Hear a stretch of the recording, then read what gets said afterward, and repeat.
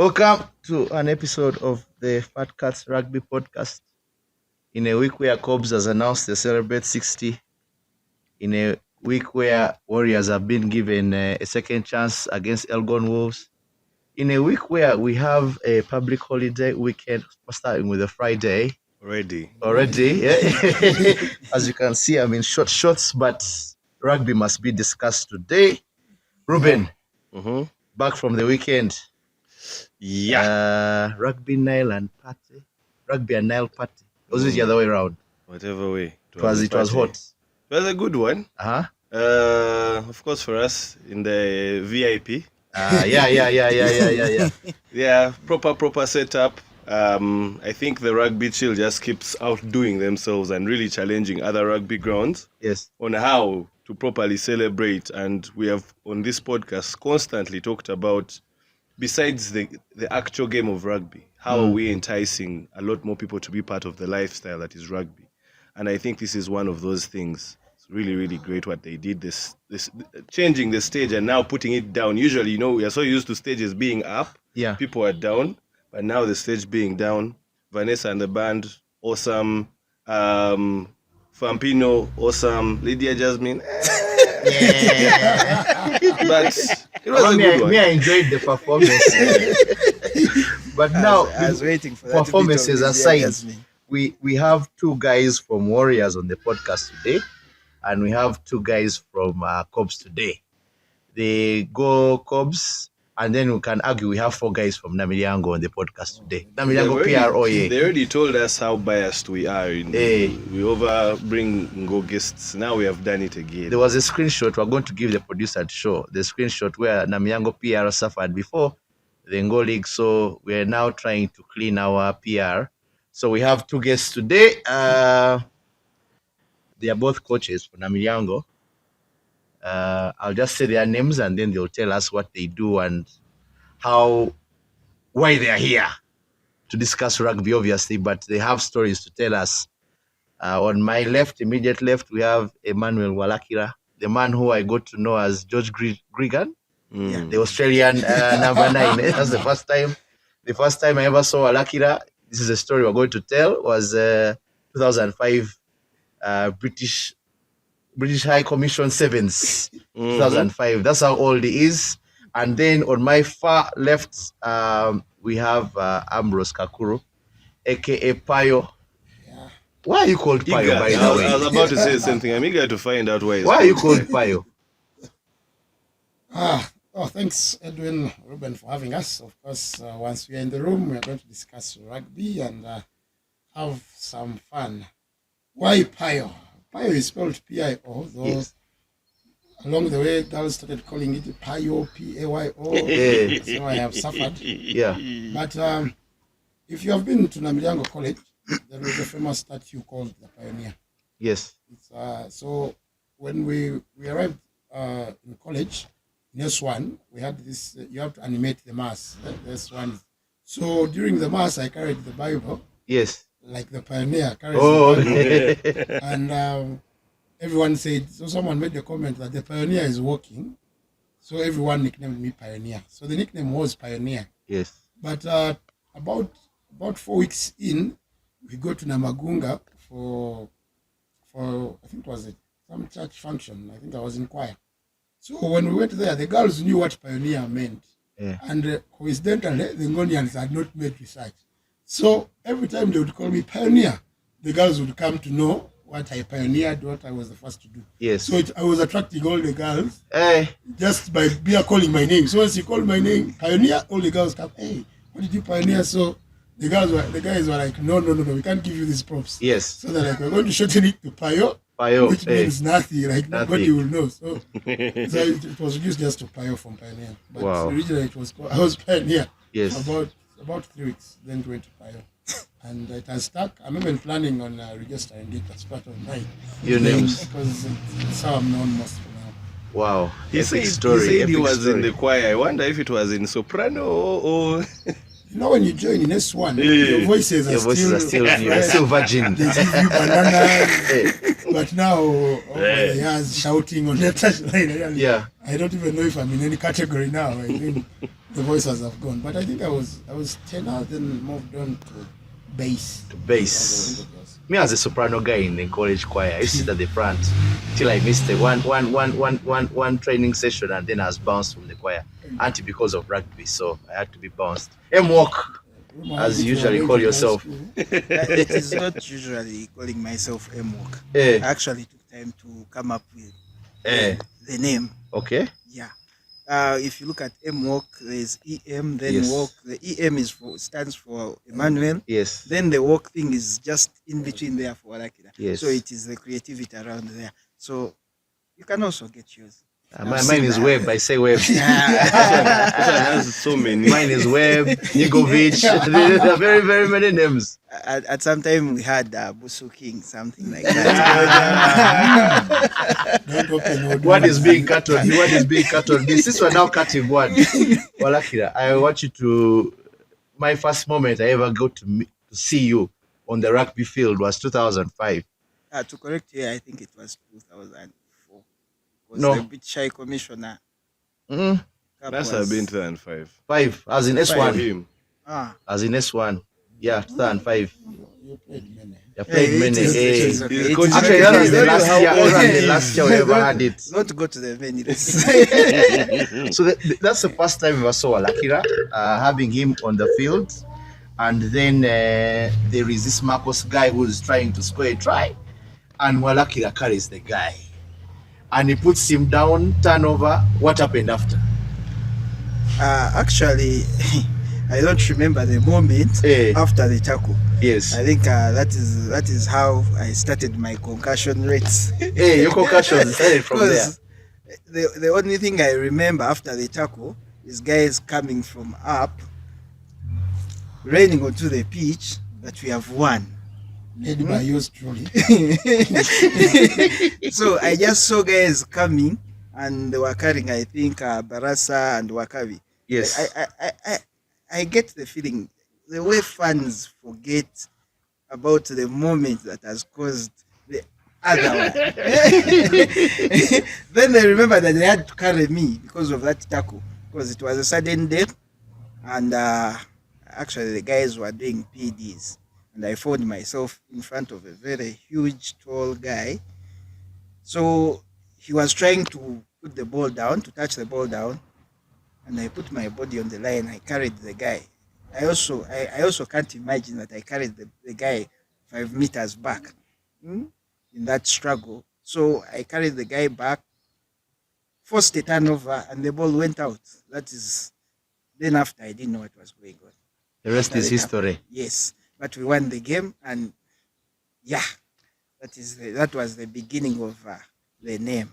But from me, the fans' perspective of that game, since you're still young, he made the tackle look like he had carried a big guy, Yes. drove him back 5 meters, the turnover, the ball was kicked. Yeah. Then Wakabi Sailor comes running past everybody, Yes. misses the ball, then the lucky bounce ends up in Barasa and lose hands. And Yes.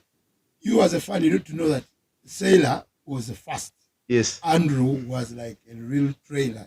Yeah. So you would see each step he makes to the try line, Yes. like as if he's not reaching. Like it's not reaching. So once he touched down and he dawned on us that we had won, Yes. we ran to the pitch. First of all, the guy who was scored, man, you cannot celebrate with the guy Hey, at the the fight. guy who went there. Hey, that's your job. It was until when you have carried back, you're, hey, by the way, The other guy is the one who saved us. So we remembered him after, but it was really, Yes, I think because in our history, it was the whole nice. pitch was a limbo.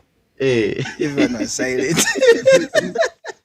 So Ruben, now you know in Namiriango there are two sayings. In Namiriango we share, and in Namiriango we tackle. So you don't allow any guy to pass Marcos, Hilton High, Smack, whatever. You must push the guy in his position. So nice introduction there. Maybe I'll just add is that these two will go into the discussion, but these two are schools rugby champions, and these two are not. me, I won a 7th trophy. I don't know about you. Oh, you are part of our team that won. But maybe you contributed Which to 7th trophy, by the way, did you win? Coca-Cola 7s in 2010, we won. You only won the home circuit. It was a trophy. It was a trophy. It was a trophy. I'm going to show you the picture. You're making it seem like you won the entire circuit, the entire series. No, Smack fluked here, but we won a circuit, and it was a headline trophy or headline circuit called Coca-Cola.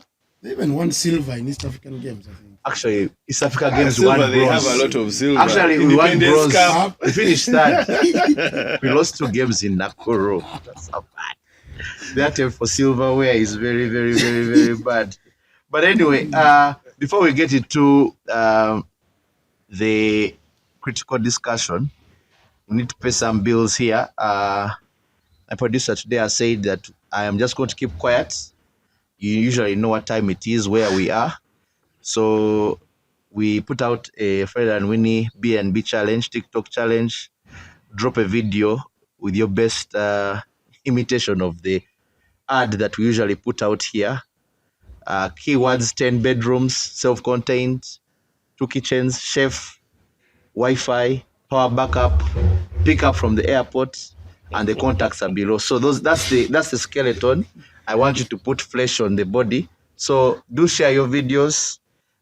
There are some rugby events coming up. We may give out a few tickets or 2 for those who have been generous, or you may even be afforded a stay at the B&B. But please drop your TikTok videos, and then we see where we can go from there. Let's come in town. Yeah. Come to Fred and Winnie. Winnie Airbnb. Yeah, located. Located in Natsasi. We have a choice of Deluxe rooms, doubles, six deluxe tropical fruits. Pick up in the airport. Just come from out. Can be arranged Can be arranged. if booked in advance. Yes. By the way, even those within the country for your honeymoon, come. Tell them to the hotel. The ambience. a fat cat sent you. There's a standby chef in the house. Now, to our guests, before even we lose light, let me go to the key issue. Namiliango College this year failed to get out of the group stages. Many people asked for your head. We were seeing you in videos. Teacher, then when I final, Fighting went viral. You went viral, That's that chant, whatever it was. Yes. And then we lost that smack. We lost And that then smack. the guys after winning, they did this. They trolled us. That smack is very disrespectful. And then they came and also fluked a game at Namiliango. This is the first time that Namiliango has ever not gone out of the group. I don't know. Isabel is going to confirm for us, but I do believe it's been quite forever since we always get out of the group stages. We never think about it. We always think about the final. Actually, when you're in school, you're like, it. when am I? Who are we going to play in the final? Then you know, like when it reaches time for semis, you know whose bag to carry, which training to attend. It's so ironic how in Namiliango, even a semi-final, man, they look at you here like it was a disappointment. Yeah. How can you lose the semi-final? So, gentlemen, your For heads me, were asked for. We had to explain. Tell us, describe that season for us. but Edwin, you forgot to say that I coached both of you. Hey, Sometimes, so you're still less on my products. Yes. One this season, honestly, did we see it coming not to go out of the group? I would say no. Yeah. You know, our standards are very high, but along the way things come in and go, and you know, making the necessary adjustments, we really thought we were good enough to get out of the group. We lived it late, and I think our luck ran out. Every time I close my eyes, I see the smack kicker kicking in the last seconds of the game, and I'm like, wow. Like, you know, like how you just say, wow, like we had done everything right. Yeah. We had made the comeback. We had led for the right seconds. The penalty was very far. The angle was difficult. He was not the number one kicker. Everything was in a... But it seems for the Kaipas that day was not around. He had gone to Kinda. He had gone to Kinda, so we narrowly missed making the semis. But I think, for me, I look at it as the first in many years of consistency. And of course, we had to correct that when we went to nationals, and we had to make sure we went all the way to the final, and still a last-minute kick also did us bad. So we have just had challenges with the last-minute kicks. Two, our team has been disintegrated over the time. Yes. So most of the boys who are playing were really just learning. The guys who depend on our superstars were not promoted to senior six, the East African Union team. So some even went on to captain Marcos. So and those were our stars. So the way you call Marcos Namilyango. Marcos guys hate that thing. But it's I'll tell them it's the truth. It's they the just changed the name. Yes. Because I went to nationals and I was even shocked. 80% of the team are the guys I was supposed to have this side. Yes. So I find them there side. I have nothing to do. Yeah. So, but really, the team. I think the team not getting out of the group. I don't know where to put the blame. Yes. But we did all we had to do. Even used the younger players to play for the under 20. Then we realized that they are not supposed to be there, and we had to drop them. So the team not going out of the group, it really went into our minds deep, because I think I spent like 2 weeks to recover. To recover that smack loss from that smack in Namilyango. I'd never seen it coming at all. Because I looked at the thing and I was saying last play. Then I'm like, guys, just hold the thing. Then I say, guy, tackle, this one is trying to do a turnover. I just saw the hand. I said, Chiwede. Though we did not expect the guy to put in the kick, but I was like, Chiwede.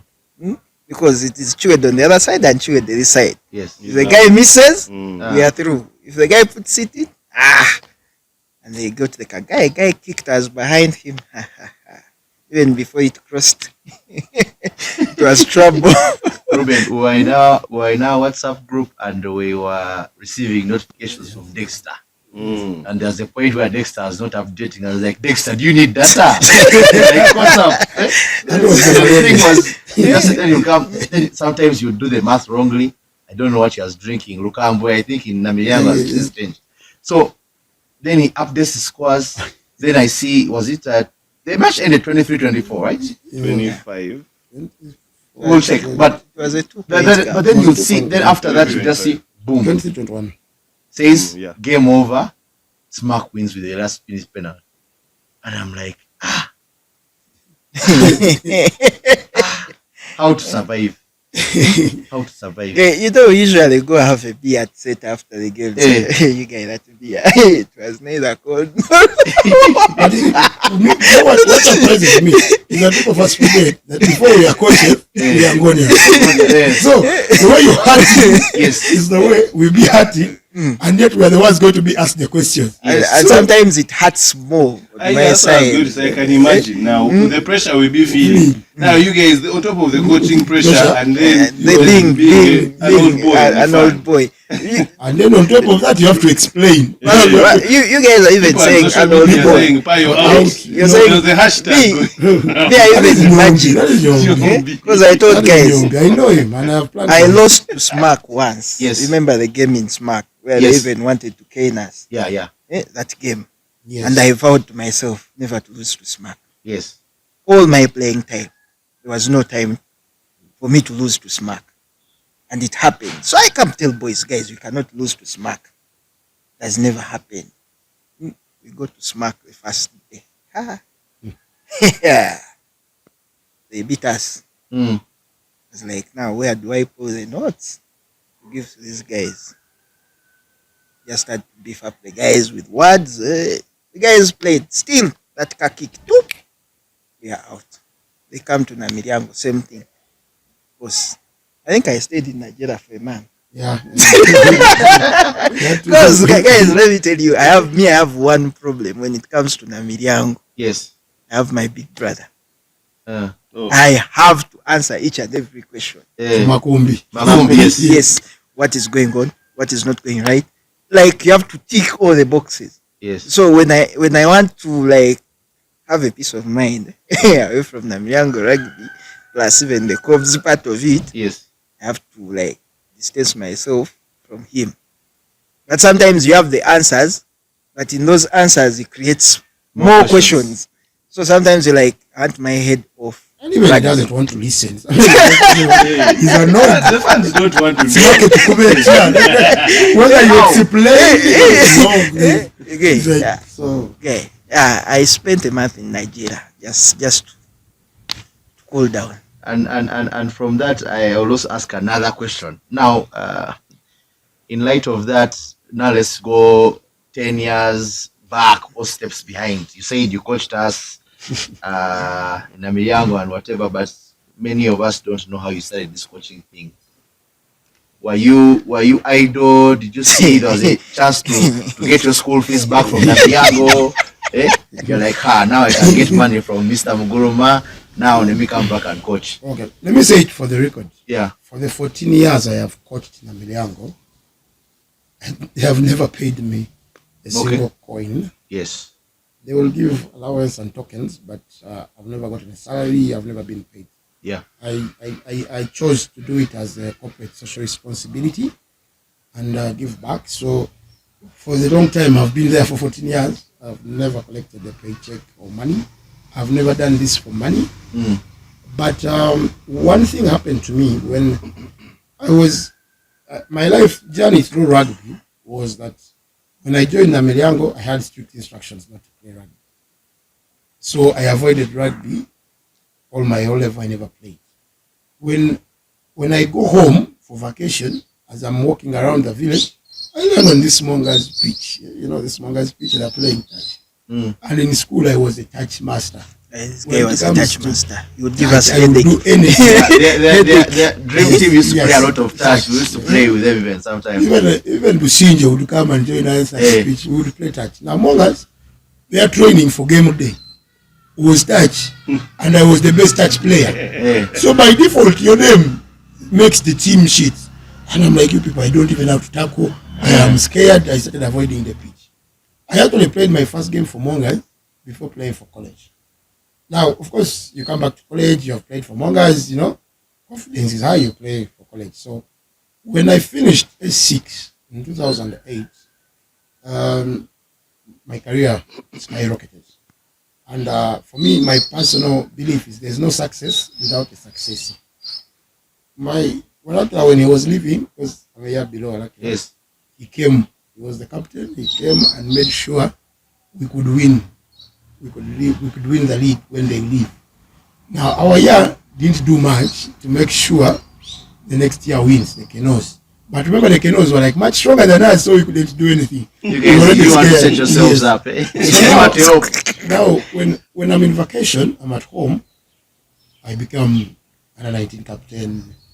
So somehow I am playing with Chimono, I am playing with people who I'm looking up to, are my friends. So I'm like, oh, let me come and check on Chimono in school, let me come and find out. Now, coincidentally at that same time, our coach, Fredo Modola, had been suspended for, I think, some brawl with the referees during his club games.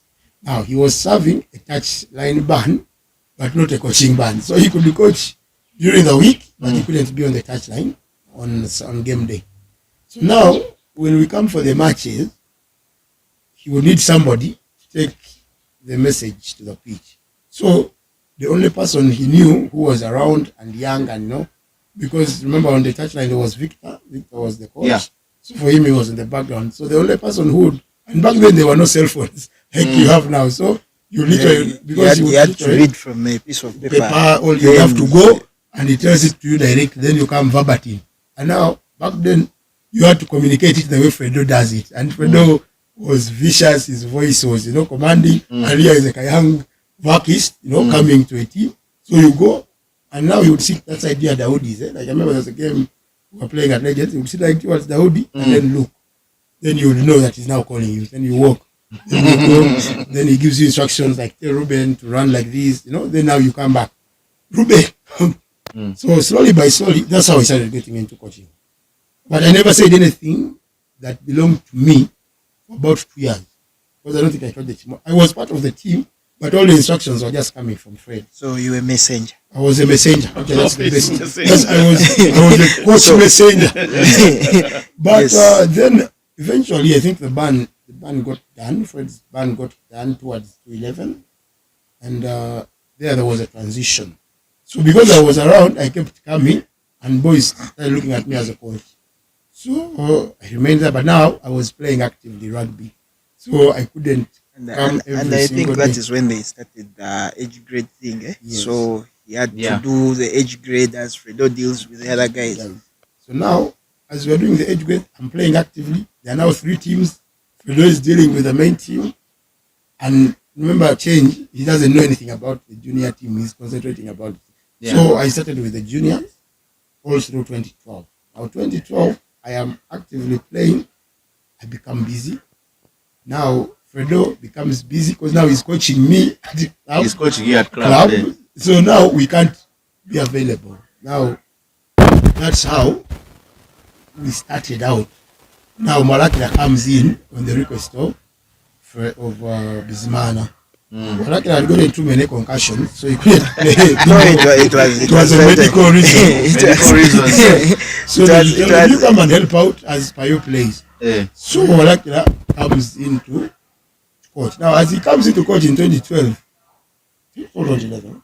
I did 2012. 2011 as So around, around, but but not just being around. Like with kids, you guide the scrum halves here, there, and you talk to a few guys. But then because I was around, and I was staying in Mokono, so Mr. Valens tells me, but why don't you come and take up the team? So I was like, okay. And then I had to see Cobbs and this guy's here. Then my concussions. I'm like, actually, Dr. Stone told me, boss, I don't think you can play rugby anymore. And I had to listen, but before I had a big head. Because I think in total I have like 7 concussions. Bro. Bro. You were just closing that. There's one in training. And by the way, no.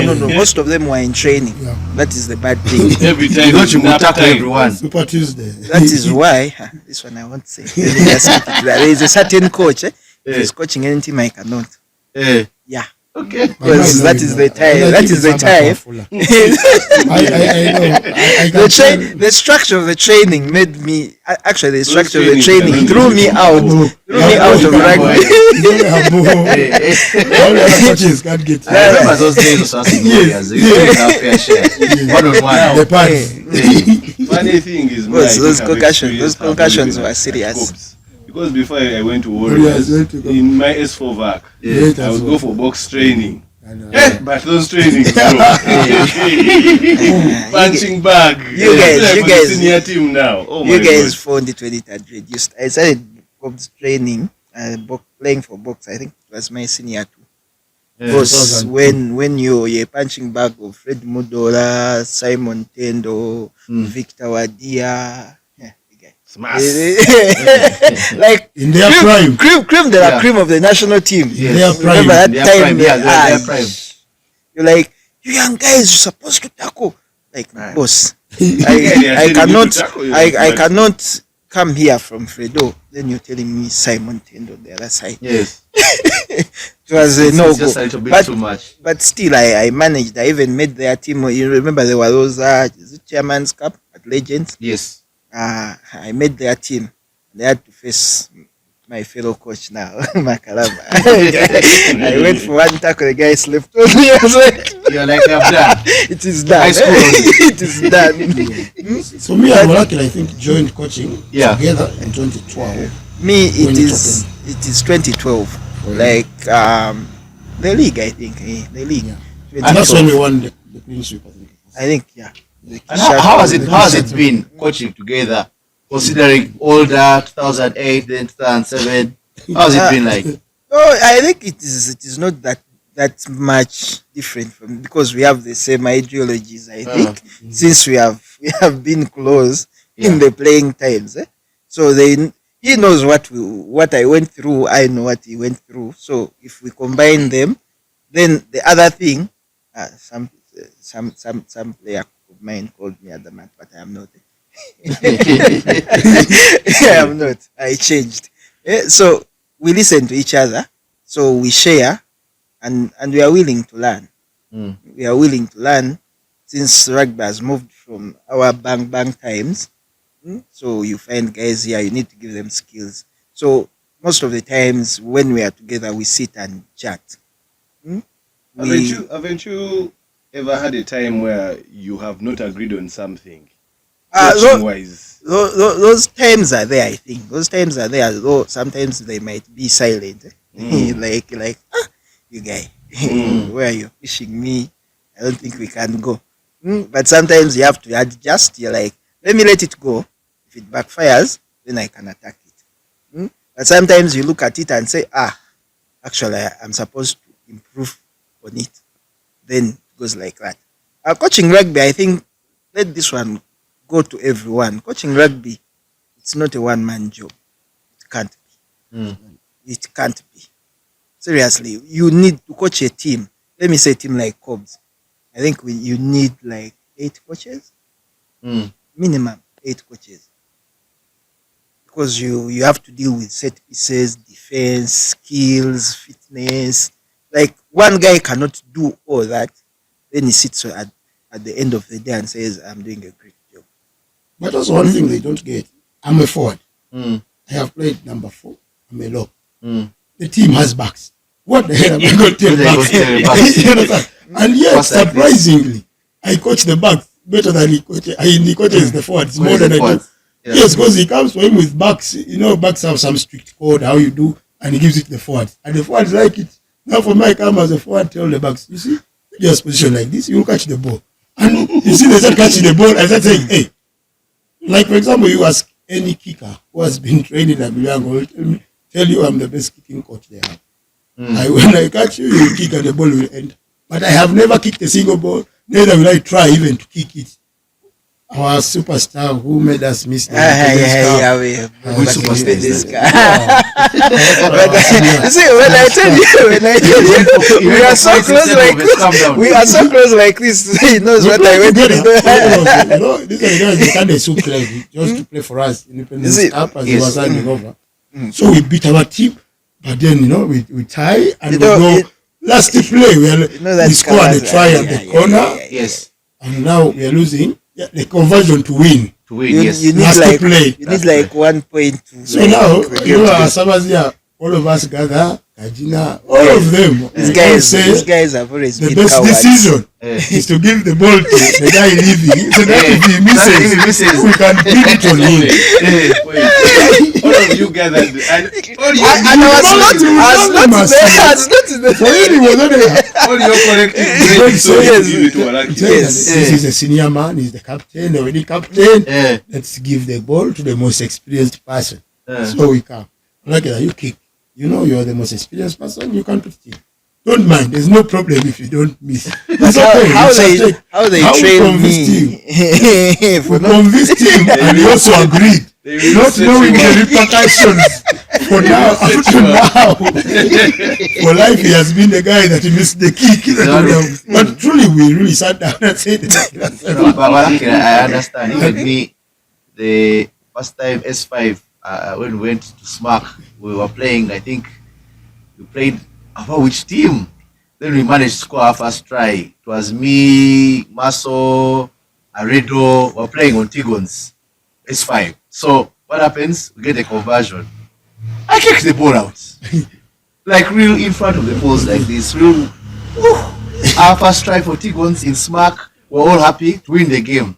We lost the game by 1 point because of that madness. Yeah, but I understand. So Ruben, we talked about ideology of playing. Me, I remember the Namiango ideology, when they would kick the ball to the fullback would not do what? Not kick back. He would first cook and then attack. There was Katsok, may God rest his soul, Masembe, there was OJ, there was Mavo, all those guys, even Red. Red would kick once in a while, but most of the guys would just. And we notice now the ideology is changing. The few games we have watched. Can we attribute it to this gentleman here, or modern rugby dictates that a fullback just can't enter contact? I think it's situational, but like they have said, also rugby is evolving. Yeah. Sometimes, I think not sometimes, most times, you have to look in front of you, and you see the smarter option. Those days of man, you have to sidestep like 13 guys before you do something. It's quite unrealistic with the defenses today, which are a lot more organized, a lot more controlled by the coaches, and especially when people are studying even oppositions these days. So they look at your team and they know how to defend you and how to break you down. So if you are to just go the hard route of getting the ball and then running back in, I mean, it becomes a bit complicated. Sometimes it can work out, but if you get yourself in an isolated situation and you're stopped and your players are not there to really support you, then you've cost the team. So why not go for the smarter option? Maybe what across the days, back in our days, what you would see is that you are not given the skill set to help you in certain situations. So if you're in a certain situation and it needs to, let's say, pass, you couldn't pass. So for you say, man, what am I good at? Carry the ball, let me carry the ball. Or if you were in a certain situation and you had to kick, and remember you don't have the skill of kicking, normally you'll kick the ball out. So immediately everyone's going to be up in your face. Why are you kicking? So right now, it's not an ideology as such. Right now, what we do, we equip the player with the skills so that if the situation comes that requires that skill, you can execute it. Because normally, you may find a team has the fullback has a good boot. And now the rules have changed. There's a 50-22 option. Yeah. So you start saying this boot can really get us territory and possession back without the hassle of sidestepping everyone. But then there's when you get a talented boy who can actually, even under pressure, will swerve his way through, and you can't tell him now, kick and chase. For him, he doesn't believe in that. Even if you try to drill it into him, he will not. So the best way is we adapt. So according to the players that you have, because even if you watched our nationals, we never kicked the ball back. And yet the entire league, we kicked the ball back. But because of nationals, we had to adapt to different scenarios and also the strength of the opposition. Sometimes it was just giving away the ball and we couldn't get it back. So you're like, you know what, let's keep the ball, let's give it back. So it depends also on, the strategy of the game and how you've seen the opponents play. Because some teams now, if they have the ball, they're dangerous. If they don't have the ball, you're in charge. Even if you're in the 5 and you have the ball, they can't do much. They will not take it away from you. But if they have the ball in their 5, they can easily score. So you need also to know what you're trying to achieve. But always, don't limit young boys. Just give them the skills that if they need, and they can make the decision themselves. So if they need to kick, they will kick. If they have to run, they need to run. But if you tell someone don't kick, when he will need to kick, he will not. And I think back in the days, we were watching rugby on TV, and there was nothing like kicking the ball to the other guys, carry the ball. The thing of kicking was cheap. Grabber there. It's not. These are things that race for Tukiri. Because I remember Australia used to do that thing. They reach your 22, into the try area. This guy just comes and down. Yeah. But now you have to kick. Sometimes you have to kick the ball deep. That's why just like guys were bored by the 2007 final when SA was just kicking. They were like, which rugby is this? Or not used to this thing. There are times you watch rugby on TV and say, are we watching rugby? Or until the guy just kicks the ball out, like, let's rest. Ball comes from this side. But you want to be a forward in the middle there. When running, get the back knocks out. Payo, you talked about, you had an interview with your fellow Dream Team member, Deus, and you discussed how you gave your CV, how you and Walakira have an illustrious CV of having very many talents that have been brought out of high school. You mentioned, is it Munyani? You mentioned Magom, you mentioned Masa, you mentioned Kakura, you mentioned all these guys, even you have mentioned me and him, though we're not talents. And you are in your prime. In your prime. So maybe how is the transition now that you hand them over to club? Do you keep in touch? Do you mentor them, or you hand them over and you're like, this guy is your problem now? He never used to pass for me. Now let him not pass for you. For Emma, once he hands you over, he will just keep tabs on you. That is his business. For me, my philosophy changed. When I just started, I used to do my job, and that's it. But then along the way, I realized that coaching is like a lifetime job. You have to have someone's back throughout their life. So before I would coach and, just chill. Man, I've done my job. Ruben can kick. He has been identified. He will handle. I think I've done my job. But then, along the way, I realized people need help, even when they get to the big stage. Now, case in point, I'll give this case in point. It transformed my life. Ivan Magom is my friend. Minus our rivalries and his club, we never mix those. One time, he was going to make his debut for Uganda. Back then, I think the game was at Legends. So, I'm texting him saying, hey, Magom, Kongs, man, you're going to make the team. Congratulations. So he's like, hey, I need you to come and watch the game. I'm like, yeah, I'm going to be there in the Kayola shouting, don't worry. He's like, I need you in the VIP, and he must be at the front, next to the what? Next to the barricade. Like, Magom, yeah, I wanted to be with my boys. I'm going to cheer you. He's like, no, I need you, and you need to be at the front of the bike. I'm like, okay, I'll come and say, hey. So I go, I look for a 50K, VIP ticket. And then I go at the front of the bike. So we play, I don't remember the game, Zimbabwe or what, but it was at Legends. So they play, half time, the score was close.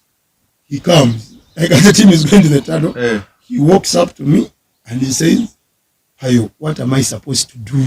Like, tell me your scene, what am I supposed to do? Like, I'm like, wait, so yes, your coach, like, the coaches are there, you go and listen. He's like, no, you have seen, tell me what am I supposed to do? Like, so I started now make sure you play in the right places, Sometimes you're supposed to kick, you're not kicking.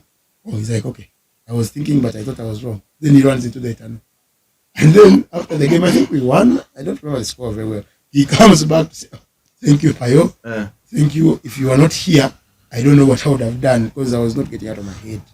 So it dawned on me that just handing them over may not be enough, but sometimes they need to be boosted. And now, I don't need to be there because now he has matured. You see now, he will just give you a call after the game and say, oh, I had a very nice game against Orbs. I had a game, these things came through. So I realized that when you're a coach, you have to keep tabs on your players throughout. That's why you see I've coached Master in London College. I've gone back to Navilango, but we still keep tabs together. So you need to keep tabs even when they go beyond your hands because they really need to be guided, to be reminded. Some of the few players who give up, I call them and I'm like, Edwin, what's happening? I thought you were going to play. Can you come back? And then you'll see the guy saying next season I'm going to come back. So you realize that just the hope of knowing that Coach Payo has called me keeps them playing. So you have we hand them over, but then you just keep the tabs. Now that we have them in various clubs now, so you can imagine you have to keep Otai happy with the MPs. Then Gizamba is calling you from Kenya under 20. You still have Karim who's in Stellenbosch. So you still have to, because now, like, if you look at the loss we got to Germany, I remember I lost that serious loss, the one we cried, all of us. The one, that one. I cried, and the only person who comforted me was Ian Menyan, who had just lost. And he really saw that I was distraught, saying, this is enough. And he was now telling me, relax, man. Easy. And it's like at 2 a.m. in the morning. Yeah, I remember. And I'm like, if I'm the one dying like this, and I wasn't on the pitch, I'm supposed to be like giving you energy. Like, but I know what you're going through. Because when we have, finally, like, put our heads down for you in your room, I'm sure you're just saying, So, I do try to go the extra mile to, transition them until they're able to do it on their own. Which players do you keep in touch with? I have a few of them. Yeah. Yes, I'll just tell you guys. Guys, those boys like this man. They like me. Because when it's supposed to be training time and they have an issue they have to sort that will involve feelings, they now have no feelings. They will send me there. Yes, I am heartless. That is what they say. So they find me. They call me. they had it. Yes, someone used adamant, but it's okay. They say I'm the hardest guy. I don't care. Things have to go the way they are supposed to go. But trust me, always, even in the family, there is that one person, that one person who has to take the blame. So, but right now, I'm trying. He's trying. Yes. Before we could not take contacts of these boys. Now I take each and every detail. I have now data. Even the next of kin, number, the location of the home. Sometimes you bring guys This to is so.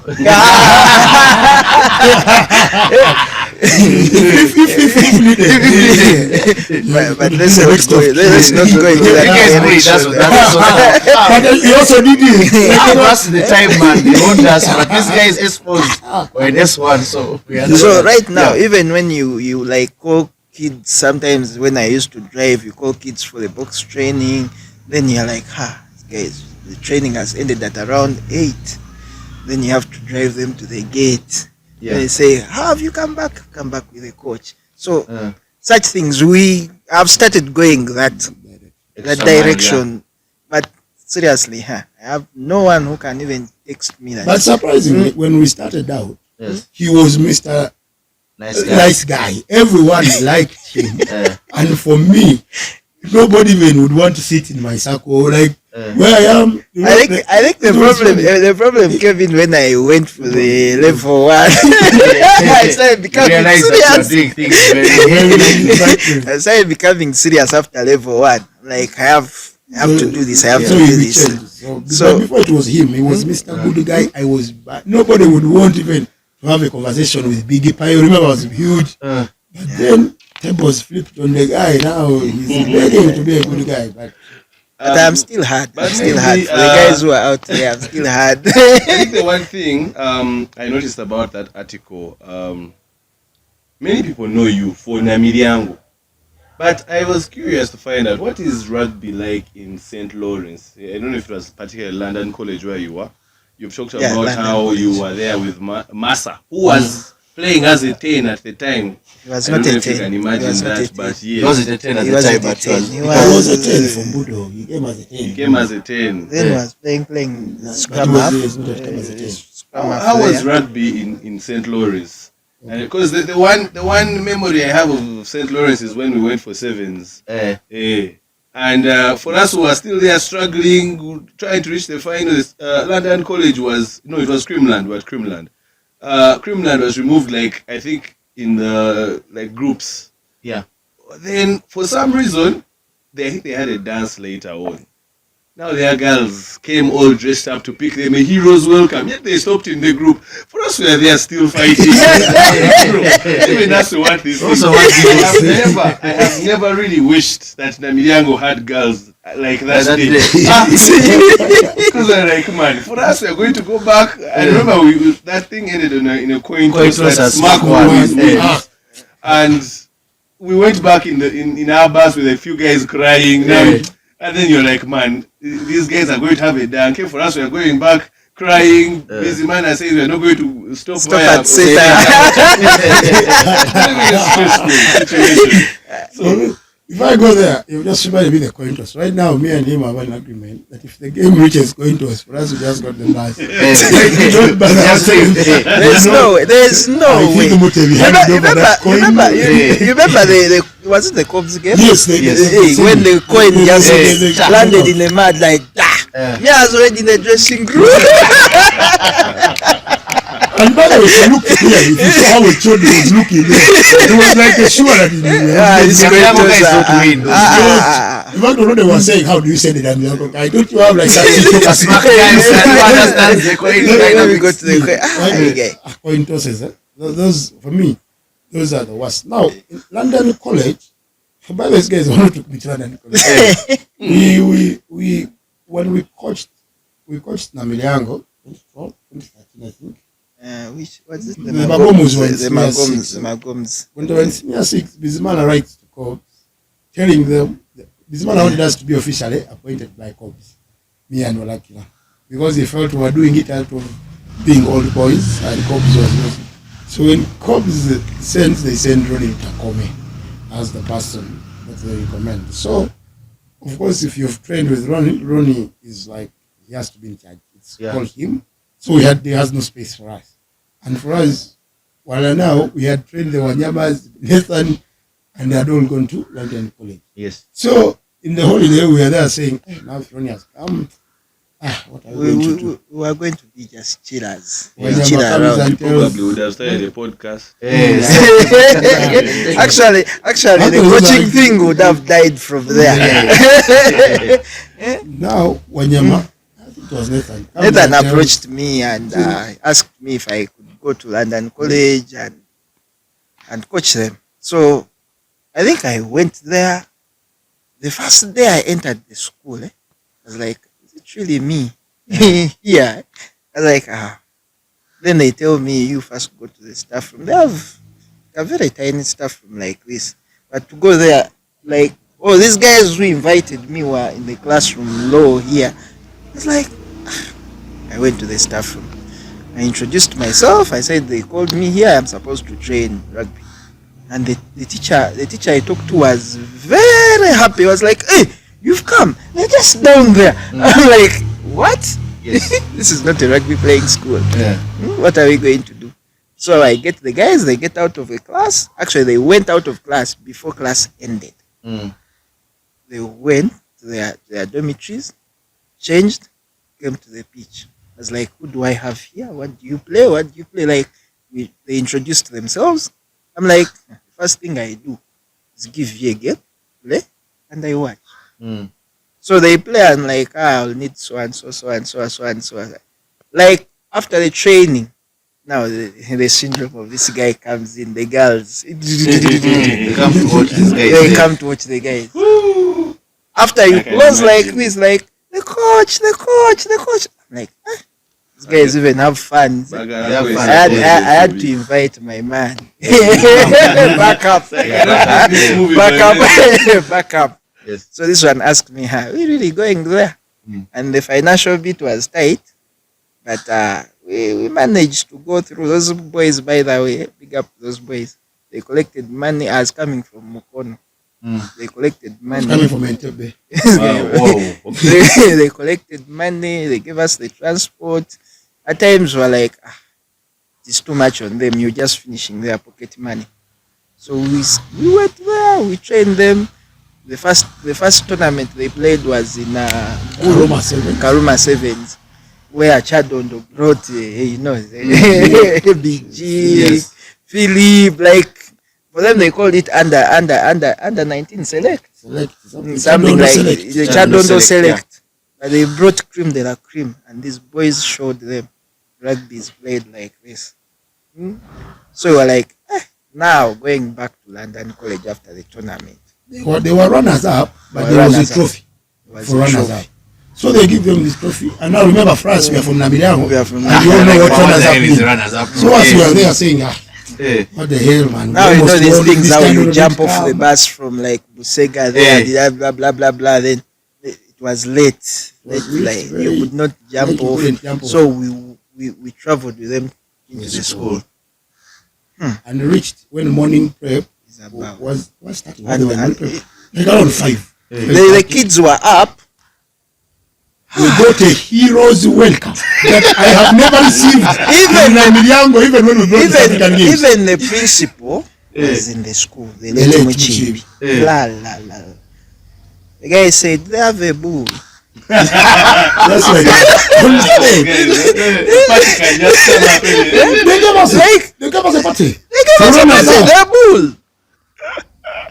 Sunday, no, nothing. You will. Then we started, the guys will just say, training, the rugby boys, they go. You train, you enter the school. We used the kahil in the school. Guys would run, kids would come and watch. Even the girls joined now. They just want to rugby. The girls wanted to play rugby. Like, how do you start But our with the famous girls? orgy is Denise. Denise, yes. This is what That's how was she got it. into rugby when we came. Okay.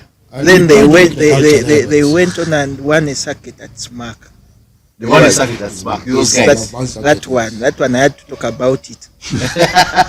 I had They to talk want about pants down, by the way. Yeah. hands down, because I told my London College boys there's no way we are losing in Smack. So is that your highest pinnacle of school? Boss, I rugby? have never been appreciated as a coach Hey, like that time. even Jesus was not appreciated in his own homeland. So I'm saying Ruben and I Liam don't appreciate you. have not stopped, but I have. There Is is to tell you joy. the truth. There is overwhelming joy Yeah. when you don't believe you have gotten the result you want. Yes. That overwhelms you, and now you also start believing that you have achieved. You have achieved. When, for us, I'm telling you, we were sulking. Yeah. Had given I think a hair dryer to all the boys. Yeah. And here we are, the whole school The has whole got school. the first trophy in their history. They are just, for them, they are just overwhelmed that these are the right people. The Messiah, the Messiah, the chosen one. I'm like, you people. Even the rugby patron by then, he was raised to a deputy. Deputy. I'm telling you, you got to get a promotion. You guys, things changed. Things change. He made a KPI that was not in his KPIs. They were telling me, You cannot take never a do season. that for you. If you cannot take a season because those guys performed in the sevens. I think at Creamland they were second still. Yes. So they were runners up the whole season. The only thing that happened was, and they were our friends. Yeah, the our only thing is that the difference was we never coached them like we were coaching students. You know, they were the guys who came, called us, Yeah. come and help us. So we were friends. In fact, that guy say, Master taught me how to dance. Hey. Like they would really go the extra mile. Guys, the to make master, sure you the master fit in. the master you are seeing right now. He's not the master. He's not the master I met. I used to just master away. I'm like, you boss, you're not going to get the ball and start dancing here. It is not a dancing. It's not a dancing thing. Yeah, he The could guy do gets much more than that. he He would dance. get the ball and jump that side, jump this side. I'm like, boss, you're going to get the ball, give it to the other guys. Period.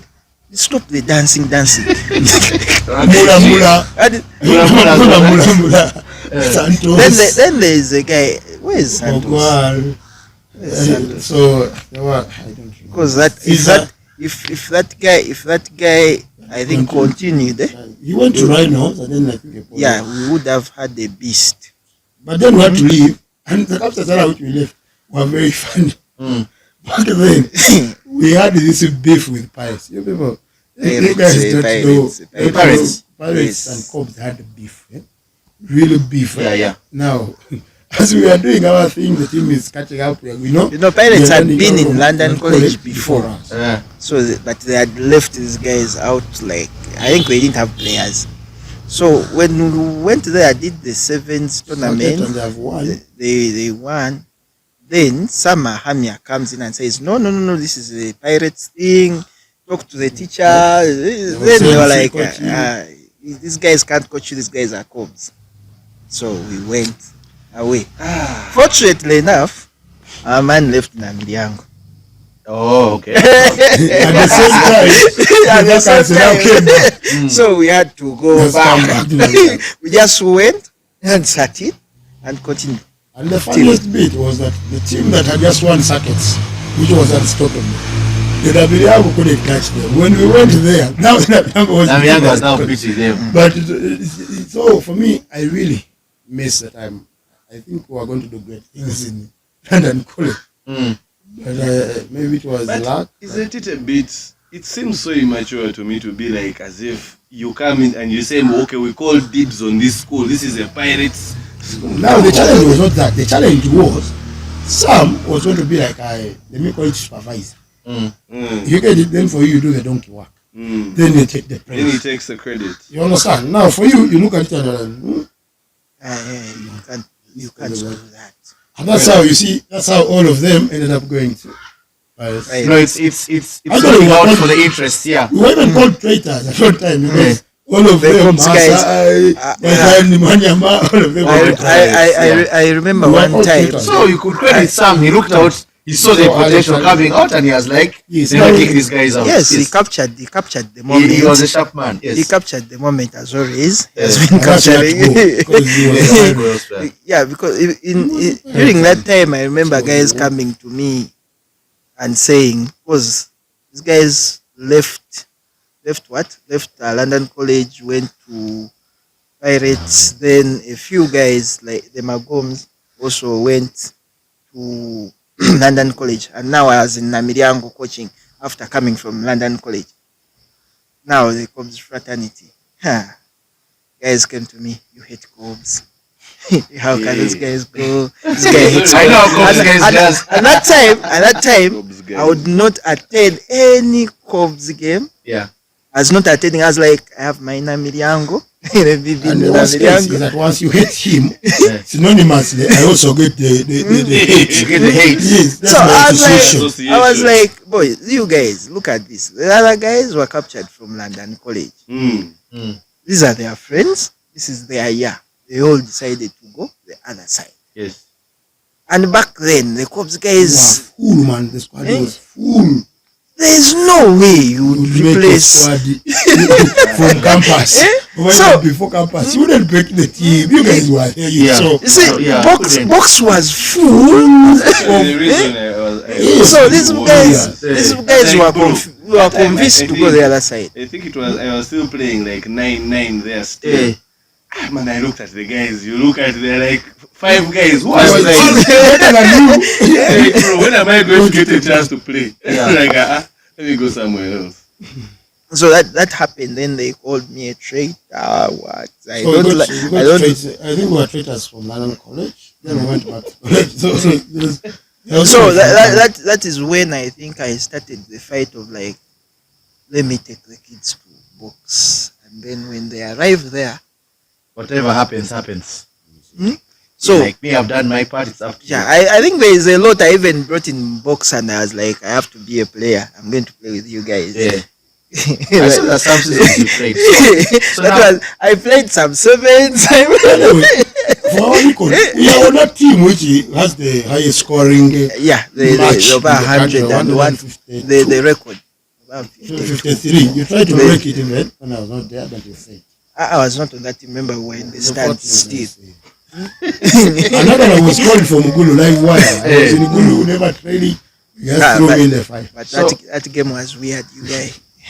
So all those players you all coached, Yes. who would you, if you had to give a ranking, 10 to number 1, 5 to number 1, 3 to number 1? Who have been your best products? Okay, let's simplify it.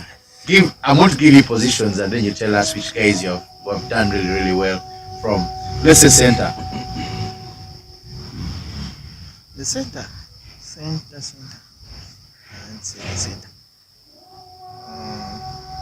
Because I did not train Ian as a center, but I advised him to go to the center when I realized Oscar Kaliango was becoming a Fiat.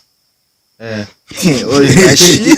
It's becoming old. Yeah. Yeah. So I asked Ian to go and fit in there. I think Oscar was still injured by that time, and Cobbs had no 13, Yeah. and Ian was there. So I pushed Ian to fill up the gap. For the centers, I think it's Ian. The guys I have coached. Let me see.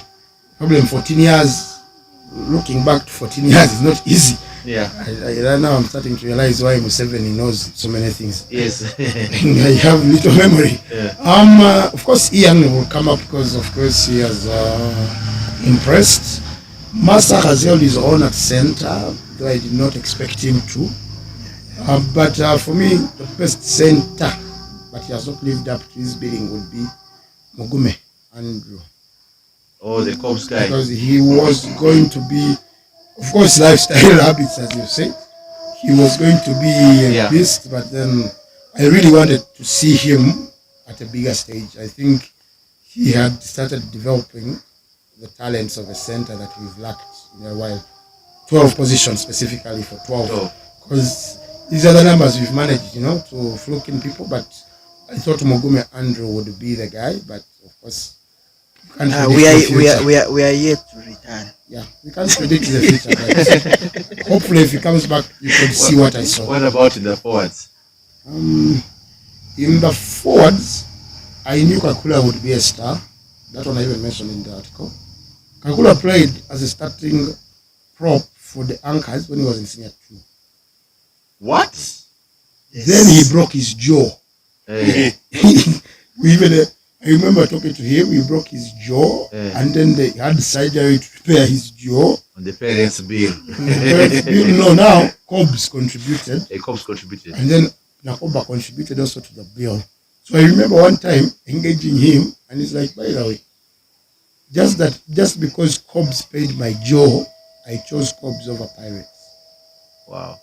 And I'm like, what? Like, Yes, and Cobbs because already was thinking he was going to join them. Yeah. They just did it, we come and say, "Wanna get this player, let's, And they gave us like 1 million, then the Obis bought about 5.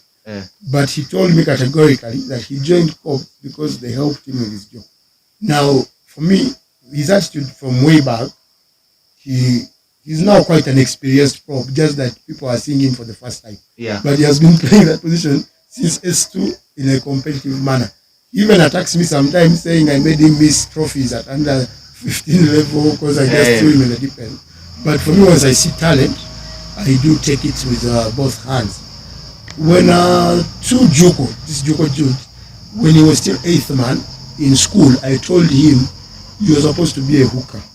And he can tell you, if you ask him now, I told him you should be a hooker. I am using you as an 8th man because I have nothing to do. I have no 8th man. But the truth, your number, your physique, if you want to go and play, actually, he has the physique. You have to be a number. I think it's He has the physique, the pace, and whatever. I honestly had with him because during lockdown, somehow there was a way we find ourselves playing touch at Kings Park. But I told him, you're playing flank, but why don't you fix in that number 2 position? You really look like you have the build for it. So it's also, when I hear him say that, I just remember the conversation I had with him. So the transition. Now later on when he started transitioning, he even came and told me, yes, you told me. And I never told it to him now. I told him like back then when he was still starting, I told him, boss, the way you look, the power, the things you're doing would serve you as a hooker. So I am waiting now that he's affecting his skill. Actually, this is his first season. His first season where he's really being a hooker. Yeah. And he has not done bad for a rookie. If we call him a rookie hooker. So it can only get better. In the paper. So for the forwards, I know Joko was a hooker. Given time and skill, he will do definitely. I know you're asking me if there are any hookers. I think Joko, he's built for it. He's energetic. He just needs to get the techniques and the silent features. And then Chishato was, if he was Ugandan, I don't know. Because Ugandan would have been starting number 12. I think everyone knows he was special. Yeah, he was the next Fredo. But the most skilled Fredo. He was somebody who could do everything. The games he won us by drop kicks. I remember there's a game I watched against at Aviliago. The guy kicked all the points. He's kicking from the center. Kick from the center, yes. I remember when you train with us at that time in the school, you see the guy trying to attempt kicks, drop kicks, and like, man, what's wrong with this? What do we do? What's wrong with this guy? Be serious. Go and push it. What my favorite, these are the two. On Tishato, we are still friends up to now. On Tishato, my best memories are two. One, in S1, first day, he came to the pitch. First day. I want to play rugby. You look at the guy.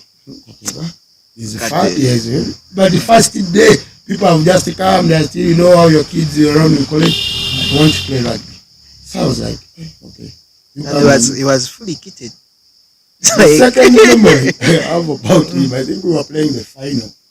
And our player, this is with Kele the ref, our player does something cynical and they're going to send him off. And him, yes. Kneels down. I remember The guy is hard. You cannot do this with us. And he looked down. Kele looked at his puppy eyes. I don't know what he did. And Kele took back the car. I remember. And they caught it on camera. And I'm like, 12. I was like, if you can do that to save your team, it's still be. That's the level of humility I don't think I have. But he knelt in his big prime and You look for that same yellow picture. card. It was I so remember. nice. I remember that moment. I remember. Yeah, Yes. it was for me. Those are the true memories I get. Everyone remembers his kicking and winning us the game in the last minute. Man, I remember he banged me a stool in training. Yeah, so I should have PTSD, but it's alright. Over suffered. For the locks were many, but lifestyle habits took them off the road of rugby. They were going to really, locks would have been many, but lifestyle took them off.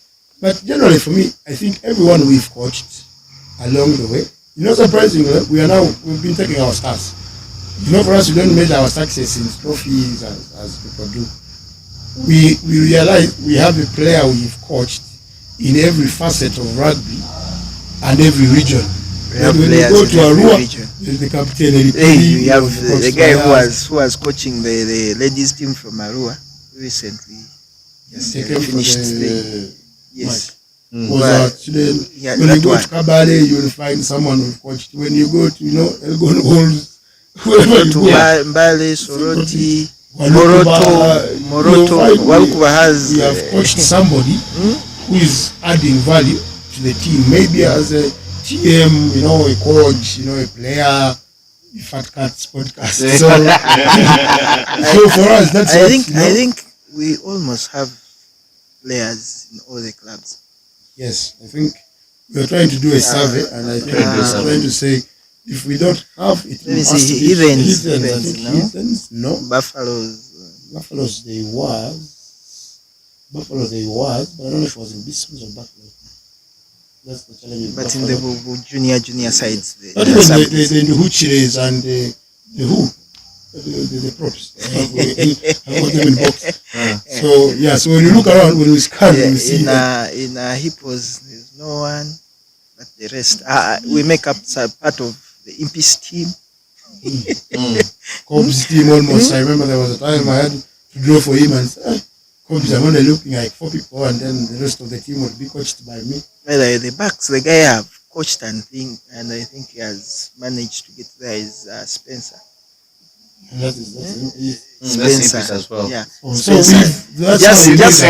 basically the architects of schools rugby. Just that the structure of Spencer cannot take him very far, but he's a guy I look at. Then there's Otai. Yes. There's Otai. I wish God had given us height. Seriously, that guy. Nobody knows for his size, a guy could jump for the ball at fullback position, and you're like, yeah. We're having a conversation with second, and Otai scored a try at Smack. So you started was like, man, how are you? They are playing with Namiliango, and this small, short man starts running. Before we know it, the guy is in the 5. Before we know it, he's scoring. And all of us are like, who is this guy, small guy? And then I realized later that it's Otai. That's Otai. Up to now, I really want to and I really put up my hands when he was called into the 7th camp. And my first advice to him was like, go put on weight. Go put on weight. Go put on weight. I knew the only thing that would tell them that this guy has to stay was weight, because all the other things he can do. He can tackle. He can. All those things. We're just having you, so don't get annoyed. But also there are people who drop off, and your heart sinks. Like you just know that. Who dropped off and your heart sank? Black Jesus. Black Jesus. Who is Black Jesus? Cox. Yeah. It's called Opio. Opio from Petros. Opio Emmanuel. Ezekiel. It was the Petros days. Then there's one who was going. Christopher Mbowa. Christopher Mbowa. Sonny from Smart. Yeah. Who had these battles with Chimano. Yes. I really wanted to see them to continue the thing. It was a really good thing. Then Mbowa, of course. Mbowa was going to really dominate. Life took him abroad, and life took him into business. So I think he was going to dominate. Then there is Kalihira Ryan. This one's a norms, Kalihira is too small a person to, I think, dominate at club. And we don't know how to use people who are small. But and our training does not like put them back. Like they say, this guy's size now is supposed to be in this position. Then it starts adjusting the guy to be in that they position. want to use you as the number 8 when you're tiny. So Yeah. It's It's like, oh yeah, Dexter, who was the shortest, was the 8th man. Yeah. Oliver, who was the tallest, was the number 9. So what was wrong with these guys? no, but because we all know Dexter could carry hard, Yes, and yeah, he then could carry, yes. and yet Oliver would be the Yeah, lanky yes. soccer. But So, then yeah, even in you, I even wonder how were you playing alongside Dexter with his vision? It was perfect until it would rain. I You're remember talking- we had a game you're in talking London about- College you're talking and he about wasn't rain. seeing the ball. You're talking about rain, but even under the sun. Under the sun he was okay. in I the asked, final, I asked him a question sometime. Because you guys were playing, I think, sevens. Yes. When I was around. When I saw him put the hands there and takes them away, Dexter I'm like- see the ball. it was a bad passing. Eh, Like the ball was flying over. and you're like, Then what's up? this guy puts the hands, like I seeing shadows. I'm like, so you expect the ball to come in a shadow form? You know, So when you grab when the see his shadow. lenses into his glasses, they were very, very sensitive. So like as a person who had normal eyesight, when you check into it, your eyesight will get distorted. That's how strong his lens was. So I was wondering how does this guy see the ball? Like the line is moving at a faster rate. And like he played with us in the 2008 final. He came on. he's only passed the ball to Chimono. Got concussed. Eh, And now, but let me give this idea. In 2008, we play, we get to the final. We have beaten Bodo. Of course, I scored the winning try. it's okay. It's okay. They tried to finish them off, but I'm Yes. the one who brought us. Yeah. Now, when we're in this final, we are playing, smart. The smart go games are tight. they're tight, yeah. Of course, you're trying your best, but you can't win. So I give away penalty. These penalties where you direct roll away. Eh. But you slow down the game. He was in front of the post. And Saba goes to the referee. It was Ramsey. Says, who is the number who has not rolled away? They tell him number 4. So I walked up to me and he said, you are the one who has sold us. If that kick enters, you are the one who has sold us. Yeah. I stood in front of that kicker. I prayed. I recited all the novenas. I promised God everything. If the kick Yeah. went out. The kick went out, you guys. The kick Kick went went out. out. Yes. Now, I told Saba, any mistake you do, I'm just going to be like a police officer. You're not tackling. You miss a tackle, I'm just starting. You have missed a tackle. Yeah. So, now, as the game goes into the dying minutes, Yeah. we are desperate. We can no longer be at loggerheads. Saba calls the team sort of meeting. Tell us. You see, our was very. We knew how to use our resources well. That's the excuse you're going to use. These guys were politicians. Even they still do it up to now. They dream team. And gets kimono and says, because I remember, as I was the captain, Raga was the vice, I was the pack leader, and now Kimono was like the backline command. So he calls like top command, but he's going to give the instruction to the kid on the block. Kimono is the kid in the group. Saba turns and says, Kimono, save us. Chimono score it Try, save us. So all of us are like, well, Kimono, help, bro. Help us, you don't know what to do. So, I don't know how God does his things. As we play, the ball went, I remember we made the line out, we carried, we were doing sort of a maul. It was like a 4-man maul, the ball is walking. The guy, Dexter releases the ball to Kimono. Kimono broke the line and ran for his life. You remember I used to have those nice gloves there, which were those. and dive. Budget I remember it like yesterday. And he scored with his dive, and we won. And the only regret as a coach and the player who has played with him, I only regret that he never won a Schools League, because I think the 2008 He league worked. belongs to you, Chimono. Eh, You really did everything for us to win. yes. And for you to go down in history like you don't have. really thank you for your time, but That's thank what you. I was saying. Yes, You guys know how to use people. You know how to use These people. resources. Like These are politicians, real politicians. And but you see, Walakira told us when I was saying he was handing over to us, this is the word that the guy he used when he saying that we shall come back here on Namiriango Day. Yes. And Anguyo, they called the captain of the year. Anguyo, he Where's will your point trophy? sort of sit there. But Rosa, you will point our trophy there. Walakira, our trophy there. Then they say Asaba. Where do you point? Where do you put it? All of us will you shall point. Now, even in Chimono, when they ask you, When they ask you, point. Akelo comes first before tomorrow. And they are just deleted. They are just deleted from our archives. They are for Chimono. He has to point to 2008. 2009, I think. 2009, that's 2009. 2011. That's 2009. No, you're not like it does. He is.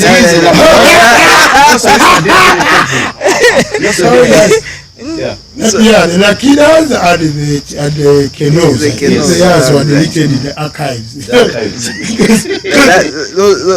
Those tournaments never happen. They got off. I think both teams got over the same year. No? There's that one. You were in the final. Yes, there's that one Yes, also yes, that disappeared yes. somewhere there. Then They they lost mark in the semis. Yes. So for them, in fact, when you hear people talking about Those 2 years, they say that. And then it is remembered that the A6s never played. Remember, that's what they remember. But they remember that it was only Lakida, I think, Waboku, like they have names about that the A6s never played. So They had the Bokuzia had, is that? They had like two guys playing. There are two guys and the rest were the Well, Shadows. the Shadows and what, and then they were winning. Then next year is when When they the won. Shadows managed to win. Now, you bring up a very critical thing about now player development. And this is where I want us to have a discussion before see as it's getting dark. Player development. We always want, even us who are fans, want to deal with finished products. We don't want to go through the hard work of building this talent. And then also, as you guys who build at the source, you see how the players are being used up and you don't have some satisfaction, no peace of mind that the players are being used to their optimum capacity. As coaches of high school, how do you factor that in when you're having your discussions or your trainings with these players? Personally, when it comes to player development, I don't think we have player development in Uganda. Okay. Yeah. Why? Whenever you're playing rugby, you're preparing a team for rugby, everyone expects you to win. And you prepare these teams for a very short period of time. Let me give you a scenario. School opens in February, Yeah, February 1st. every year. Yeah. And they expect you to play the first game after 2 weeks. Okay? When school has opened. Now, school opens when you have, is it 4 classes? Beginning of term. BOT. Yeah, you first leave the BOT and everything. There are no candidates. Yeah, Then it's S6 and S4. there's no S1, No, it's fine. no S5. Yes. So you technically have 2 teams. The senior 2s, I've not yet mastered this one. they were in S1 last year. All they know is catch the ball, throw it to the other guy. Not even pass, throw it to the other guy. As long as it doesn't go forward. As long as it doesn't go forward. The tackling skill, I don't think it's there. Now, the senior 2s that were there, they are in senior 3. Those ones have learned a few things here and there. Now you have the ones that were in senior 3 are in senior 4. You have to choose players from there. Then you have the senior 6s. So you have to fuse a team from there within 3 weeks. Which is the first week is eaten up by BOT. And there is no school that is going to give you the time. Yeah. The time when they have their academic program. So you find that you have to do a lot of work in those 2 weeks to prepare a team that everyone expects to win.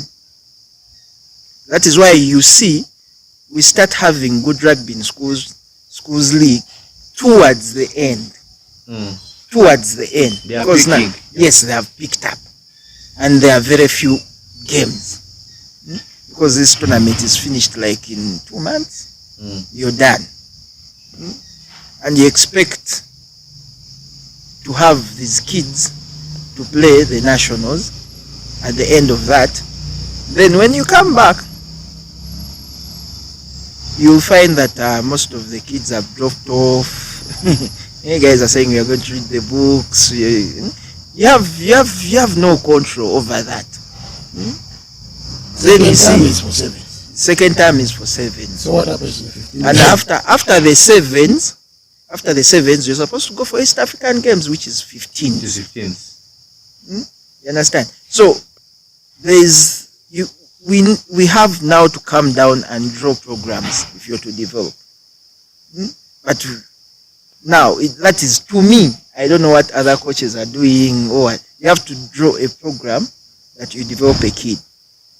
Then after you release the kid, like let me say the senior fours, when they go to other schools, do the coaches do the same? Maybe Emwalk, from what I can say, what development is here is winning. What we looked at, and for us that's why the dynamic had to change, because 2 weeks someone expects a miracle. As I've told you now, for example, this season, majority of your players have not been promoted. They have not, have not met. Some have been tested by in this thing. You have now you have beginners. You have beginners. Because for us, we do systems. When we went to Ambrose for this whole time, we have systems under 15, under 17, under 19. So we know by the time you're in under 17, we already know that one we shall lead him. That one is going to be our cover here. Now the cover was chased. So now when the cover is and the cover is not just from the top, but all grades. Like the one who is going to fill in there goes away. Now even the one they were going is also away. So you have to get another. The ones you have been training to replace, have all gone. Now you have to mark your magic. Namiliango has to play a certain kind of rugby, which is expected. However, you don't have the players. And you're not about to lament because Ruben is not going to give you the chance. You're already shouting, Mayo out. You get. So now what do? You start to look in the school. So, but can't Edwin beat people? Come, Edwin. You don't pass, you just beat people. And now it is very hard because of the age grade rules and regulations. Why you're 16 years, you can't play under 20. Yet your beater is one who is young. Yeah, that's right. The one better was 60. He was the guy, they go 2 guys. Yes. Easy, below. Yet the guy, like if he stands there. Even if you are 21, the guy smashes you. First go back at under 16 and so now, because of that, you don't teach Ruben how to jump. You don't teach Payo how to jump properly. Because all thing you're doing is my best jumper is Walakira. He can jump at 2. We can win the ball. We shall win the game. So we have to jump Payo, at 2. Don't learn how to jump because that was wasting our time. What we need to do is to fix a winning team. So most teams assemble. They don't coach. And we also suffered that at the beginning. We used to assemble. You assemble the best. You look around and say, this one will help me. For you not, you go away. Now, we've learned that you just have to coach. Teach them the skills. Even if he doesn't know, he has come from a school. This is the first time he's seeing the rugby ball. And you have to introduce, hold it like this, grip it like this. And eventually, when he starts speaking, you will see the fruits of what you're teaching. Now, that's why you say there was a time we had national team players being taught how to hook, how to throw, how to know, how to scrimmage. And this is national team. And that becomes... Yes, they have been playing for their clubs. I've been telling Cobs for the past 3 years before Makalama came, you players are not coached. I have seen it with Hiddens. Now I'm seeing it with the Pirates as well. They coach their players. You coach, then you will see it executed on Saturday. When you see Pirates tries, they are executed and they train this on Monday. They executed this line out. But then there are teams you see as if, give the ball to him. Remember, we did this move, I think, when we were in S2. You get it? Yeah. Like, you don't see the real impact of that training as a collective unit. When they are defending, one defender stands out but you don't see the team defense. Yes, this guy will bang, turn over the ball, then they score. But when you see the collective of the team, you see this one. Then you see the player improvement. This one is improving over time. These ones keep declining. This one keep improving. That's why you see we can have very many players playing number 2 who are hookers, but then we say we don't have hookers in the country. You see? But then you come and say, we don't have center. Yet every team has a center. Even subs. But we don't see because nobody is curing what you lack. What are the centers that you have lacking? You get, if you have like Maso or Chimono can't pass to the left, why don't you take time to say Chimono, chuck it to the left or chuck it to the right? Why don't you say now for you? Let us take it to the gym, get the energy. Let's build you up properly so that you tackle this. But what will we do? We shall say, Ruben, what shall we do? What shall we do? So 3 years, Ruben doesn't improve, they drop you. You go. Then we start again in the Payo project, hoping that Payo has the skill, to hold it. We need to start coaching our players. Even if we go to the national team level, I think they call them scouts. Yeah. The guys who move around to see who to select, who to call into camp. Talent development officer, something like that. Yes. Now these guys are good with their papers. They'll just write names. Yeah. But you write the name of the guy we want to put on the national team. That guy has a coach in his club. You know the bits of the guy that he needs that you would use in the national team. Why don't you simply maybe note down or call his coach and say, I want to select this guy for the national team.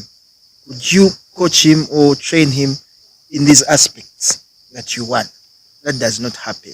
Then they come, they say, we have called guys from Warriors, then you just flash them out.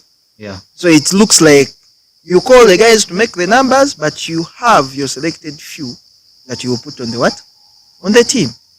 These guys need to come down, tell the coaches, we need so and so, he has the skills we shall need, top up with this. And if the coaches don't do that, then there's something else wrong. So even that also comes to the development. You have developed players. Have you developed the coaches? Then region. You look at our region. Who is feeding your national team? Who makes up the core of your team? Runners in our country come from specific districts. The one you know that these ones when they start running, you will fail to catch them. And we all know it. The front row. Yes, we could manage, we could try, but there are those who are naturally gifted. Yeah. When they start running, all of us say, the front row, the guys who are big, we all know where they're coming from. Yes, there are some tribes which are not gifted by height, but they can give you squam house, to chunk the ball out. Yes. There are people who are gifted with the height that if we need, but look at our sizes at the national team. Yeah. You understand? Look at our stars. Yes, you need to look at the bigger picture, no winning. Because when I'm telling you, I can see a number of teams here and I'm like, I wish we could just partner with Kenya and you say, number 1 Uganda, play number 1 Kenya. Number 2 Uganda, play number 2 Kenya. Number 3 Uganda, play number 3 Kenya. And we see where we fall. And you will see that the guy who was your best at doing something can be the problem when you find a team which is heavy. For example, do you know that you can find a pack which is like 1,000 kilos? And the first task as a coach is just to look for weight. Not talent, you're just looking at you are 60, you first weight. Because you just can see that if you put 60, So you need also to know that as we develop this talent, we need to go up and beyond the central region, this small league, and look, we need to go deep into, the northern regions. Go to West Nile. Those are seasoned people who are hard and courageous. They fight till, they can fight no more. And you embed them, teach them these skills, and they will become a solid foundation. Right now, the current players we have, they are doing it until Jobo calls. When your cohort had very many guys. Yes. You had Okelo, Otokol, Abiri, Shadrach, or what? Those guys.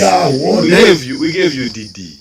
I want more. Did you were happy? We want more. Where are you guys? We know. We always have those spaces where Timothy always complains about how there are 10 teams in the league and they all have hookers, but we still have a hooking problem. Yes. We have 10 inside centers, but we still have an inside center problem. What shall we do? So has the union come up and said we need guys who have this that hooking position? Get Alex. You did receive the email. No, get Alex. Yes. Fundraise money, development money.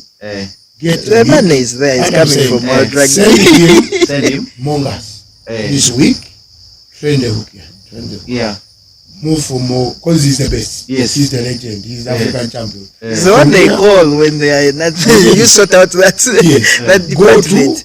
Go to Impis. Can you go to Hippos? Can you go, to Gulu Falcons? Yes. Make sure he goes. And by the way, these positions, some of these positions, we look at the clubs around the central. We might find Yoka is in Bali, somewhere there. He just needs a little paddle beating, and it's good to go. Some teams are strong because they get the best help or training, and then other teams don't get the best training, and then they don't put up a good show. For example, I'll give Mongas.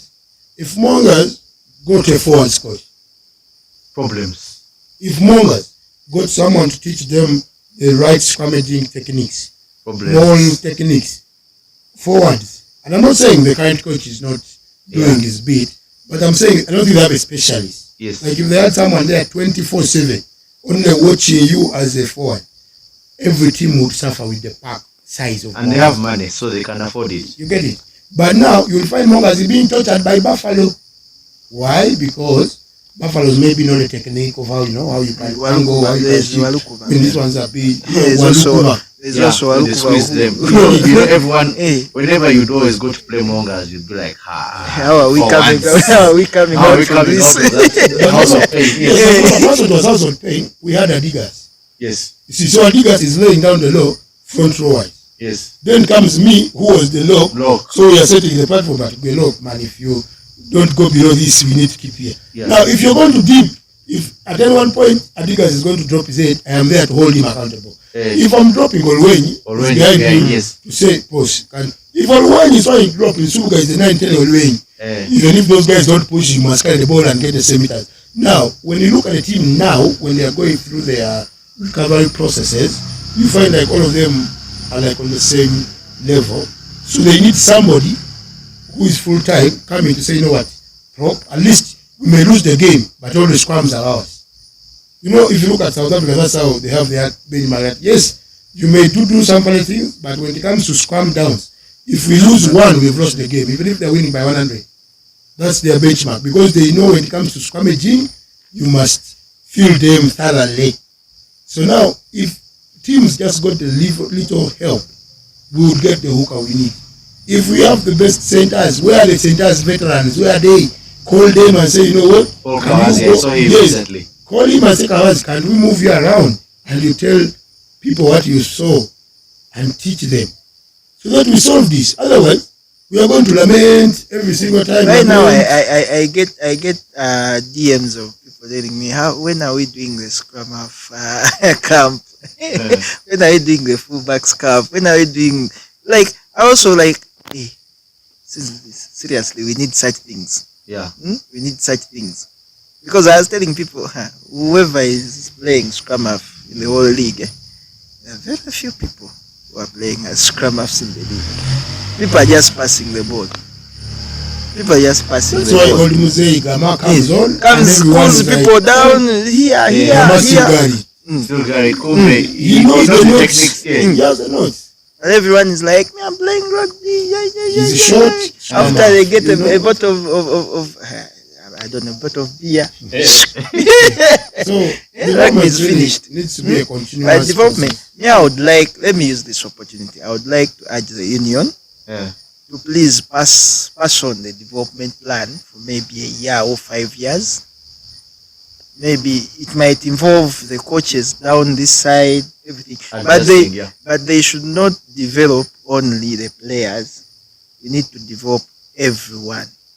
The coaches, the physios, all those guys. Because now we have schools rugby.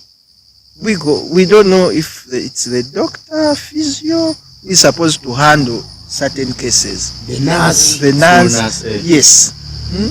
Where you find me, this one. We went for nationals last year in Gulu, and the guy got a hit on the head, and then someone just came and was tilting the head like that, like, hey, yes, this is dangerous. I'm like, don't move the head. But it's okay. I'm like, no. This is not how we assess such things. And this is a big tournament. Exactly. It's nationals.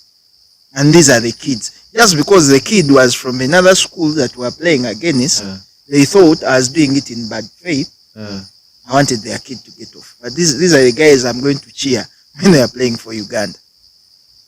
You understand? So we need, yes, you might do it around here, but what is happening outside there? So we need to develop each and everyone in the sport.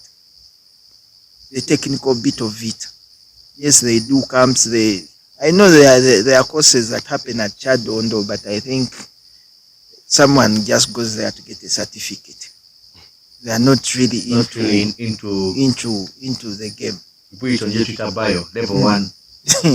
We have so many level 1 coaches, by even refs, very many. We have even guys who have all TM, level 1 7s, level 1 15s, physio, SNC, like they have everything, first aid, each and everything, but none is being put in. Ruben, I would have done level 1. The problem is just Sunday morning. He's the school's league. I may not make it on time. Yeah. So Ruben, take us away from here. Well, before ideally we close, I had a couple of questions I wanted to ask the two gentlemen to see. You've coached together, you're good friends, but we want to test. Oh, how sure are you we are friends? Also, by the yes, surely you have to be friends. I don't think you can go through the journey of London College to Namiliango without being friends. We just keep ourselves balanced. We keep each other in check. So. Emwalk, do you know Payo's favorite number? Or his, in quotes, lucky number? 4. The number is 2. My number while playing was number 4. Yes. He knows it because he knows that's the shirt number I wear. But 2 is my lucky number. Because I'm a twin and I grew up in a family of twins. Like 2, even when I was in the stomach, we were 2 before. 2 is my lucky number, but I love 4 because I played in 4. I'm a unique player. I only played one number. I played number 4. I didn't even play lock. I played number 4 because once you go into the details, number 4 and 5 are different, but people don't know what it means. So for me, I was playing strictly number 4. So that one is what he knows, my number. So, Payo, what is Walakira's favorite drink after a victory? When you're in Seta. When you're in Seta, that one is very easy. He always likes his Agnes. My Agnes has to be ice cold. And it must be ice cold. Ice cold. So for him, ice cold Guinness all the time. That has made us change bars. Once your fridge is not functioning, no more. Yeah. So, between the two of you, what would you see when you're looking at the other and say that this is his greatest strength as a coach and as a human being? I think I'll start with you referring to him. This man can really change your life. He can really change your life. I remember I am not good at public speaking, but he talked to the boys sometime, and I was like, I have to pick a few notes from here. The next meeting we had, I put the things there, and I was like, hey, these things are easy. They're supposed to be like this. So he can point you in the right direction. He can encourage you. He can advise you. Yeah, I think I have benefited from that. So many times. Emwalk is erratic. His strongest nature. You don't know what you're going to get from him at any particular time. So, as you're trying to be the calm one, you need to know, anticipate. So he always keeps you like on your toes. Because today he can come and decide to be very serious. Very serious. He's going to answer yes, no, and he's not going to stop the team. Like he's going to send non-verbal cues in his anger. Now you have to pick it quickly so that you're the good guy, saying one and that man, don't disturb the other guy is annoying. And then just seconds later he becomes the chatty one. So now you have to know that now you have to be the one quiet, Then he becomes the good guy. Now remember, in this coaching game, both can't be good guys. One has to be good cop, one has to be bad cop. Because when the balls are dropped and this good guy is having fun, for him he just says, this is coach. So you have to come in and say, guys, no. So for him, what I like about him, he's erratic. And in his erratic nature, he keeps you honest and on your toes. So you keep thinking. Because anytime someone erratic makes a decision, he has actually thought through it. Just like for us, who are slow, calm and collected people, think they have known. Because I remember, I can tell you like recently, when we were in the Nationals, he goes on the walkie-talkie and just starts shouting, now, Bonaventure was like a sub, number 9 on the bench. So, of course, he has just told me, don't take off the 9 who's on the pitch. So now I'm starting to look at what I'm going to do, how am I going to make the change. Then he goes on the walkie-talkie and says, I need Bonaventure on the pitch. I need Bonaventure on the pitch. But I'm like, you just say, don't take off the number 9. For who? So now I answer, for who? I need Bonaventure on the pitch. So I switch off. He calls now the assistant who was holding water. I need Bonaventure on the pitch. So I look around. So now imagine that he has now just said, Payo, look around for who is going to go and put Bonaventure. So now I look around and say, okay, you have Bonaventure on. And then he's like, that's the sub I want. That's the sub I want.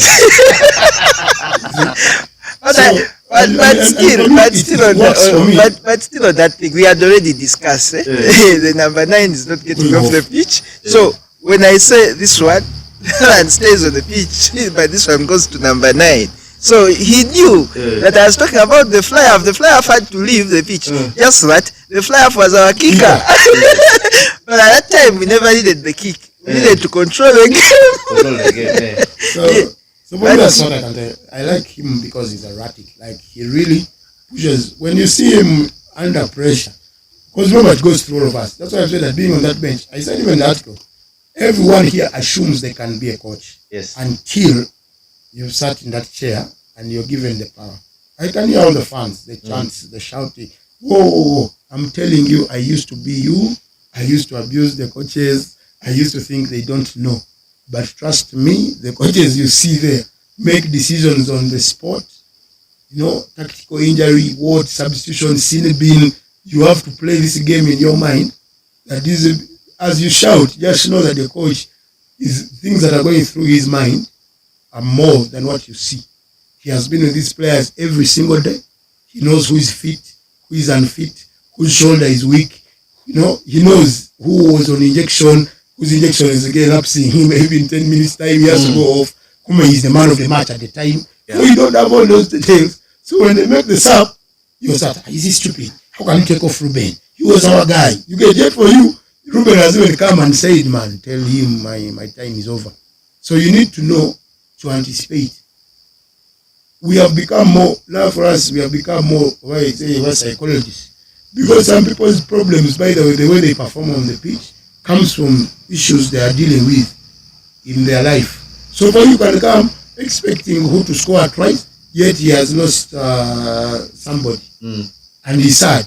He has come not to let down the team, but his mind is not there. Me, I give this story a lot because I know the guys I talk about won't take offense, or if they take offense, I'll buy them a shot and they cool down. Aredo Yes. was Mr. Safe Hands Yes. when I played with Aredo. Aredo comes on this Saturday match, I don't remember what game we were playing, knocks on twice Yes. in a space. I think they were his first knock-ons. I think because I coached him at school, I had played with him, he had never knocked on. Twice in a row. Knocked on, we came, we cleaned up, they kicked back, he knocked on. This is so uncharacteristic of Joseph Aredo. So, everybody, back then it was just abuse the guy, don't find out. So, everybody bashes, what is this? How you coached the husband twice, man, this year? So, I eventually go and have a chat with Aredo. Aredo, what's happening? You never know what's going on. The man is like, man, my friend, I think one neighbor or his girlfriend, I don't remember exactly who, or mom or what, is in ICU. And I said, then I've just left the hospital to come and play. But whenever I'm behind here, alone, I start seeing, what? Yes. So by the time the ball comes, I'm absent-minded. Yes. So I just wake up like a trap.